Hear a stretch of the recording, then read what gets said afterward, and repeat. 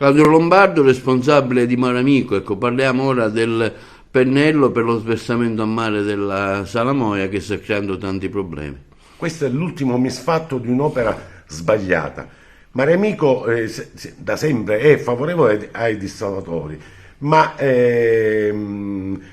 vanno fatti nei posti giusti, ovviamente. Il posto giusto è l'area industriale e non certamente la spiaggia di Marinella, che l'hanno deturpata in maniera definitiva con questa installazione dentro l'area dell'Enel. Noi abbiamo visto il progetto in maniera preliminare, abbiamo fatto subito delle osservazioni, Mare Amico e Lega Ambiente. Abbiamo detto non è possibile buttare questa salamoia in spiaggia, e a quel punto ci hanno dato ragione e hanno costruito un lungo pennello di 800 metri o qualcosa del genere, che è dal costo di 2 milioni di euro.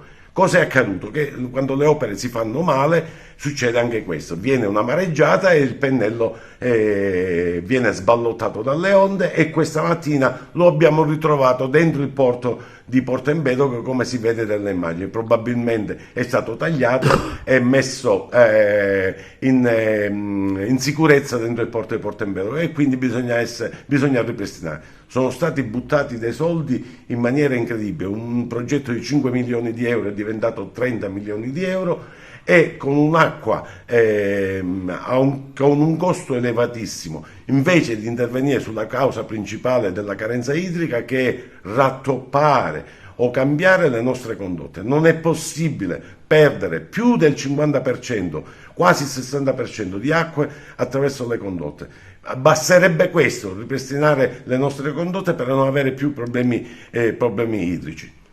Il posto è anche sbagliato, Mare Nostrum ha più volte affermato che era più opportuno farlo nella zona dove c'era prima il dissalatore. Ma certamente, ma noi facciamo parte di questo comitato di cittadini di Mare Nostrum, abbiamo protestato quando è venuto il Presidente della Regione, abbiamo protestato e ci sono le immagini da sempre, ci siamo opposti da sempre, non tanto per la bontà dell'idea del dissalatore, anche se a costi enormi, ma sul luogo non può essere danneggiata una spiaggia che è tra le più belle, forse la più bella di Porto Empedocle, dove nidificano, e lo hanno fatto quest'anno, le tartarughe caretta caretta, invece di andare a mettere un impianto industriale nella zona industriale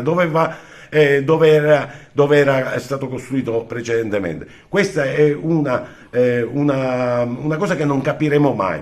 Un giorno scopriremo quali interessi occulti c'erano nel fare questo nuovo dissalatore che non sta funzionando.